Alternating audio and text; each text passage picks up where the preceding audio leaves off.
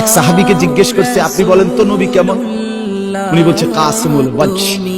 এক শব্দ কইছে, মানে হলো তিনি ছিলেন এমন যার প্রতিটা অঙ্গ, চোখ, নাক, কান, হাত, আঙ্গুল, ঠোঁট, প্রতিটা অঙ্গ যদি আলাদা আলাদা দেখি তাহলে সবচেয়ে সুন্দর, সারা অঙ্গ যদি একসাথে দেখি তাইলেও সবচেয়ে সুন্দর তিনি। আরেকজনকে বলছে আমনে কোন, আরেক সাহাবী আমনে কোন তো নবী কেমন? উনি বলতেছে আমি কইতাম না, তিনি ছিলেন এমন ওয়াসিমুল ওয়াজহ, তিনি ছিলেন এমন যাকে একবার দেখলে আবার দেখতে মন চায়, দ্বিতীয়বার দেখলে প্রথমবারের চাইতে আরো সুন্দর মনে হয়, যত তারে দেখি তত আরো সুন্দর লাগে।